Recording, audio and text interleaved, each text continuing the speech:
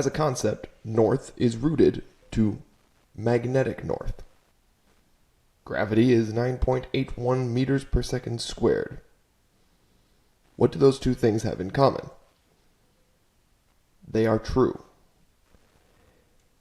They are fundamental truths that do not change. Ladies and gentlemen, this is 10 Minutes with Nick, and today I'm going to talk about the concept of truth. Because truth has gotten a hair dicey in today's day and age. Now, we're not going to wander into anything too controversial today because I'm not trying to get in trouble and I'm not trying to make fun of anyone. I'm simply posing the argument to you that things that are true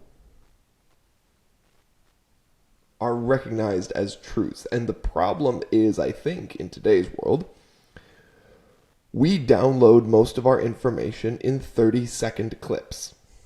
You know, we do our TikTok dances or we do our Instagram.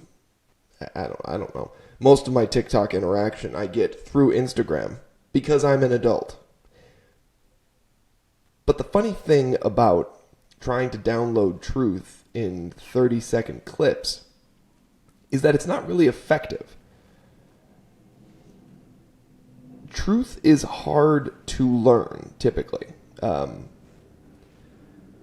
I don't know if it is because the human brain prefers the unnatural or the not truth, but it's interesting when your attention span goes down, your susceptibility to falsehoods seems to go up.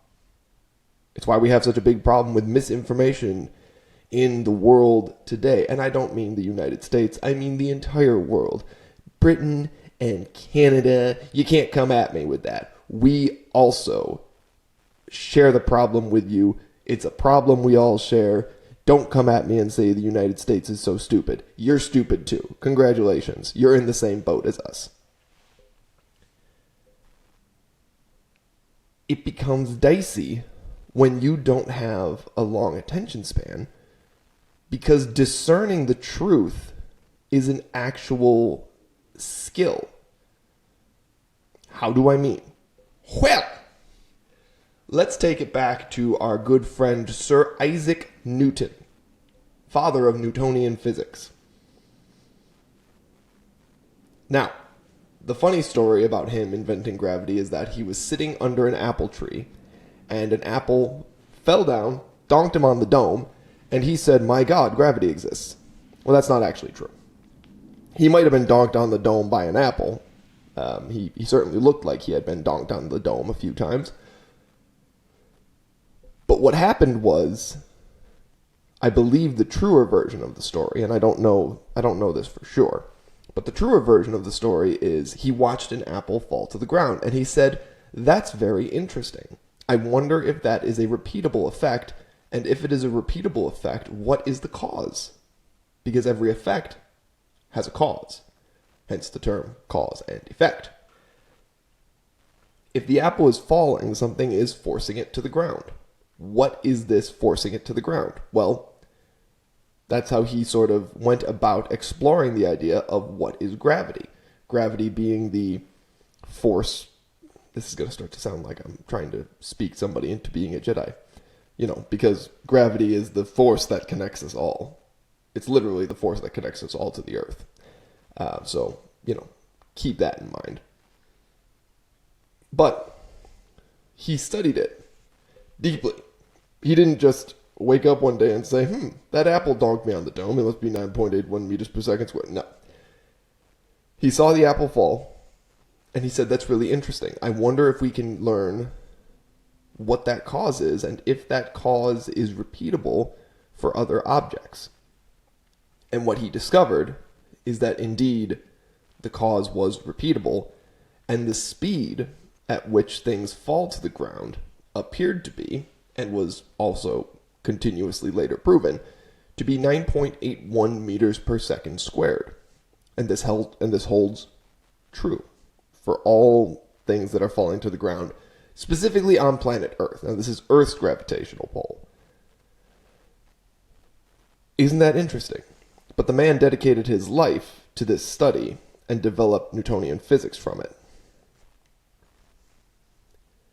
Why do I bring that up? Because it's important to remember that the discernment of truth is not a 30-second endeavor. The discernment of truth, at least, you're going to need at least a minute.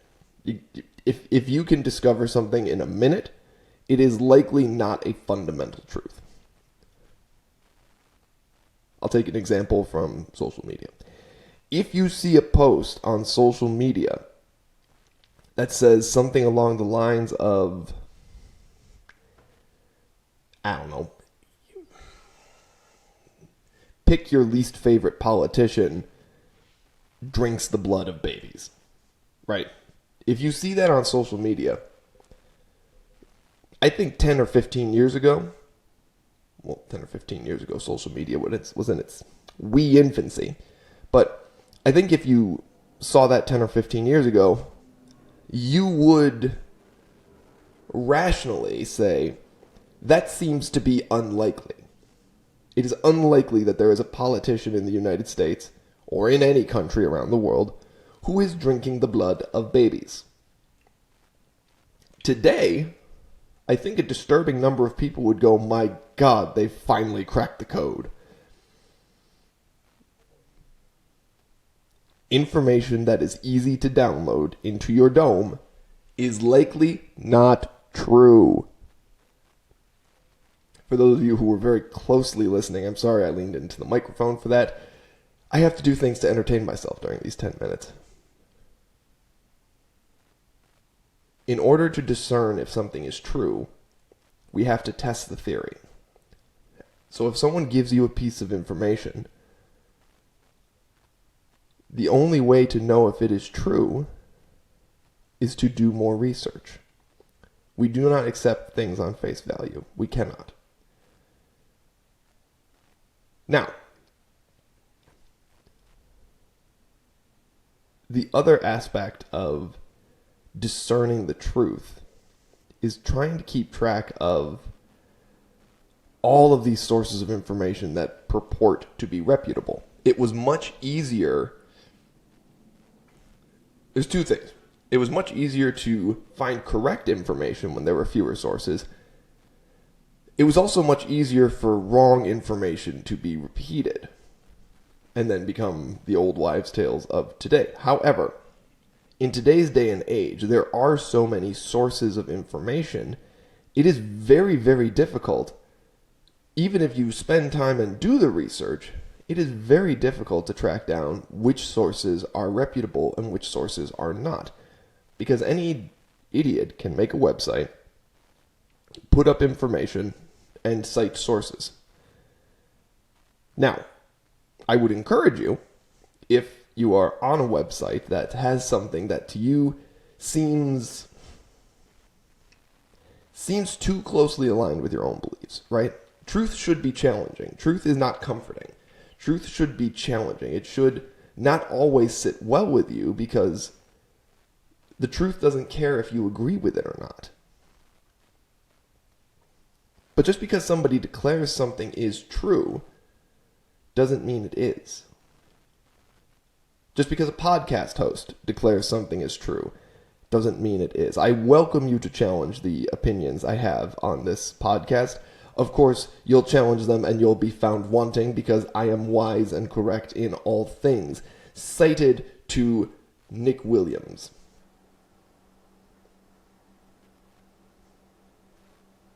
You should have picked up on the fact that that was a bit facetious, and I'm sure you did. You're an intelligent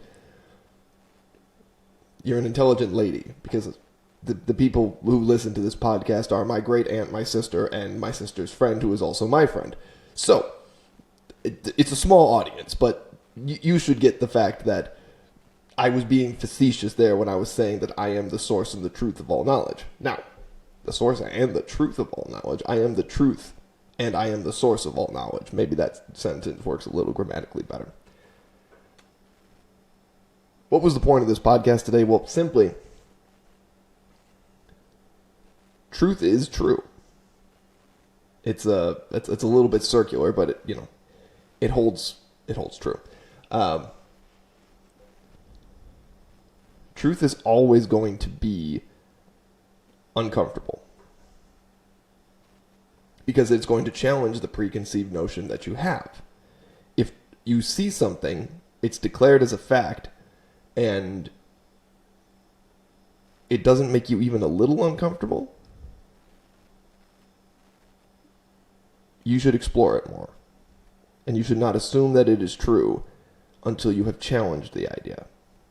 And challenging the idea does not mean starting a war on Instagram. It means finding reputable sources and examining the idea from many different angles. And just because you find an angle that suits you better does not mean the fact is not true anymore. It just means that you found something that echoed your own belief. This was a rant. Whether or not it's true, I leave that for you to determine. I'm Nick. This was 10 Minutes with Nick. Thanks for listening.